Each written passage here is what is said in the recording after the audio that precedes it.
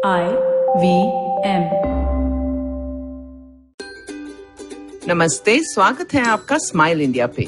मैं हूं आपकी होस्ट शिफा माइत्रा और आज भी आपके लिए लाई हूं देश भर से ऐसे समाचार जिन्हें सुनकर आपको अपने देश और देशवासियों पे गर्व होगा। शुरू करते हैं सनी मैथ्यू से।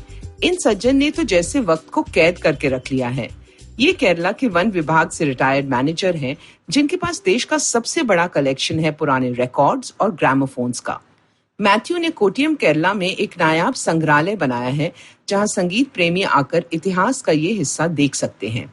तकरीबन 35 साल पहले उन्होंने रिकॉर्ड्स के साथ रिकॉर्ड प्लेयर्स भी जमा करने शुरू किए। खुद ये पुराने ग्रामोफोन्स ठीक कर लेते हैं और आज उनके 260 ग्रामोफोन्स पे वो अपने रिकॉर्ड सुनते हैं आराम से। भारत का पहला रिकॉर्ड जो 1902 में बना था, इनके पास है। 1,10,000 रिकॉर्ड्स के मालिक हैं, कुछ विदेशी भाषाओं में और ज्यादातर देसी बोलियों में। अब ग्रामोफोन्स की बात करें तो इनके पास 1894 में बना पहला पीस भी है।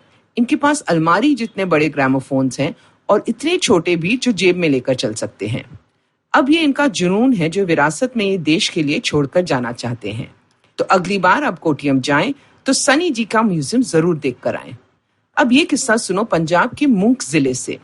यहाँ तकरीबन 300 महिलाएं हैं जो विधवा हैं और अपना घर चलाने के लिए कुछ करना चाहती थीं। दिल्ली से एक समाज सेविका गजाला खान उनके यहाँ आई और जब उसे पता चला कि ये सब फुलकारी का काम जानती हैं, तो उसने उनके लिए काम जुटाना शुरू किया। दिक्कत ये थी कि ये सब काम कहाँ बैठकर करें। जगह लेने की क्षमता तो थी नहीं, तो उन्होंने स्थानीय गुरुद्वारे से बात की। गुरुद्वारे वालों ने कहा बिल्कुल यहाँ आके काम करो। औरों से बात की तो जिले की 10 और गुरुद्वारों ने अपने द्वार खोल दिए। अब ये औरतें गुरुद्वारे में बैठकर काम करती हैं आराम से और खाना भी लंगर से दिया जाता है। फिर महामारी की वजह से काम बंद हो गया और पिछले महीने बिल्डिंग ब्रिजेस नामक एक NGO ने संपर्क किया। उन्हें मास्क बनाना सिखाया, सारा सामान भेजा और अब मूंग की फुलकारी वाले मास्क दुनिया भर में धूम मचा रहे हैं।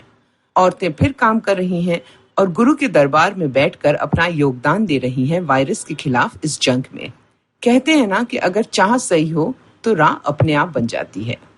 इसी बात की एक और मिसाल नजर आती है नागपुर में। यहाँ के स्कूली बच्चे लॉकडाउन में और कुछ मिस करे ना करें, उन्हें डोसा आंटी की याद जरूर आती है। ये वो आंटी है जिनका एक जाने माने स्कूल के बाहर स्टॉल है। यहाँ आज भी सिर्फ 10 रुपए में 4 डोसे या 4 इडली आप खा सकते हो। डोसा आंटी है 60 साल की शारदा चोरगुड़े, जिन्होंने 16 साल पहले ये काम शुरू किया। उनके साथ शादी के बाद बहुत बुरा व्यवहार हुआ, तो अपना ससुराल छोड़ के वो एक छोटे से बच्चे के साथ नागपुर आ गई। यहाँ घर चलाने के लिए काफी कोशिशें की और अंत में सोचा कि मेरे साउथ इंडियन खाने की सब तारीफें करते हैं, तो क्यों ना उसके साथ कुछ करूं। स्कूल के बच्चे तो खुशी से पागल हो गए, अपने माता पिता को भी लाने लगे जो घर से दूर नागपुर में पढ़ रहे हैं। यहाँ आकर माँ का हाथ का खाना पाने लगे। शारदा जी ने दाम सोच समझ कर बढ़ाए, क्योंकि वो जानती है कि स्टूडेंट्स के पास पैसे कम होते हैं और भूख ज्यादा। वो कहती है कि मेरी जरूरतें कम हैं, इसलिए और दाम नहीं बढ़ाएंगी। उन्हें खुशी होती है जब स्कूल छोड़ने के 8-10 साल बाद भी स्टूडेंट्स आते हैं उनके यहाँ डोसा खाने। इससे कहते हैं अन्नपूर्णा देवी। अब स्कूल का एक और किस्सा सुनो मध्य प्रदेश के सिहोरी जिले से। यहाँ के ज्यादातर स्कूल जाने वाले छात्र अपने परिवार की पहली पीढ़ी से हैं जो शिक्षा पा रहे हैं। इसीलिए लॉकडाउन में भी वो पढ़ना चाहते हैं। ऑनलाइन लर्निंग यहाँ मुमकिन नहीं, तो हमारा घर हमारा विद्यालय स्कीम यहाँ शुरू की गई।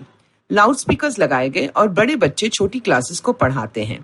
वो माइक पे बोलते हैं और बच्चे लाउड स्पीकर पे सुनते और सीखते हैं। एक क्लास जो रोज 11 बजे सुबह लगती है, सबसे ज्यादा अटेंडेंस पाती है। यह है बोलचाल की अंग्रेजी। इसमें कुछ सरल लोक कथाएं भी अंग्रेजी में पढ़ी जाती हैं। इस क्लास में सभी घर वाले साथ बैठकर सीखते हैं। माता पिता को बच्चे समझाते हैं और इससे दोनों का लाभ होता है। एक बूढ़े दादाजी तो हंस पड़े जब उन्हें पता चला कि सिट डाउन का मतलब होता है बैठ जाओ। वो तो इतने सालों से सोचते थे कि इसका अर्थ है बाद में आना, और वो उस जगह से चले जाते थे। कितना सरल और सुंदर तरीका है ये सब तक पहुंचने का। उम्मीद है बाकी प्रांतों में भी ये शुरू होगा। और अब जाने से पहले कुछ काम आपके लिए। बहुत से लोग इस माहौल में भी दुकानों में भीड़ लगा रहे हैं, जबकि वो घर पर बैठे ऑनलाइन शॉपिंग द्वारा सब कुछ पा सकते हैं। ये है ऑनलाइन शॉपिंग के कुछ फायदे। वायरस का कहर कम होने तक तो इसे अपना लीजिए। यहाँ आप खरीदारी आराम से घर बैठकर कर सकते हैं बिना किसी से भी मिले। जिससे वायरस का खतरा कम है। ये आप किसी भी वक्त कर सकते हो क्योंकि दुकानें यहाँ बंद नहीं होती। आप एक चीज का दाम कई दुकानों पे यानी कई साइट्स पे चेक कर फिर ले सकते हो। डिस्काउंट्स भी मिलते हैं जैसे मार्केट में होता है। अगर कोई चीज खरीदी और किसी कारण लौटानी है तो वो भी आराम से हो जाता है और आपको अपने पैसे वापस मिल जाते हैं।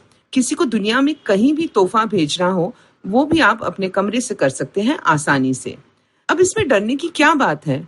हाँ, डर सिर्फ ये है कि यहाँ शॉपिंग की लत लग गई तो रोज अपने आप को गिफ्ट देने लगोगे। अगर आपको ये पॉडकास्ट पसंद आया तो और दिलचस्प पॉडकास्ट सुनना न भूलें IVM नेटवर्क पे। आप हमें सुन सकते हैं IVM पॉडकास्ट ऐप पे या ivmpodcast.com पे। आप हमें सोशल मीडिया पे भी फॉलो कर सकते हैं। हम @IVM पॉडकास्ट हैं ट्विटर और इंस्टाग्राम पे। और अगर आप मुझसे बात करना चाहते हैं तो मेरा हैंडल है @Shifa Maitra इंस्टाग्राम और ट्विटर पे। मैं आपसे जल्द मिलूंगी, तब तक हंसते रहो और हंसाते रहो। I hope you enjoyed that show. I'd like to thank our sponsors this week, Intel, for supporting us. Great week on the network. If you haven't been listening, why haven't you been listening? You should be listening. Rohan Joshi was on Uncle Please Sit, discussed the toxicity of the Indian pop culture. Really fun conversation to listen to. Rajiv Samant, the founder of Sula Wines, was on Cyrus Says. Again, I think that was a fun conversation. Also want to call out the season finale of Yuddha. Yuddha is our military history podcast. Definitely do check that out. It's a really great listen. And finally, I want to just remind you all that, it's a dark time, but if you need a smile, go check out the Smile India podcast by Shifa Maitra. It's in both English and Hindi, and I think that you will really enjoy the kinds of things that she's talking about there. And with that, I hope to see you again next week. Entertainment is like food for the brain. It's a window to culture and a great way to understand the world around us. The internet has changed what it means to be an entertainer, creating new storytellers with millions of fans. It has spawned a new breed, the storytellers, those behind the scenes creating the business for this ecosystem. They work with brands, platforms and channels who are keen to capitalize on an audience hungrier than ever for more stories. I'm Vineet Kanabar, and I have a ringside view to how stories are told and sold. On my show, I bring you creators, artists, executives and marketers for a freewheeling conversation around the business of entertainment. Tune in to Storytellers and Storysellers for personal stories, analysis and criticism every Thursdays as I talk to the brightest minds telling or selling great stories today.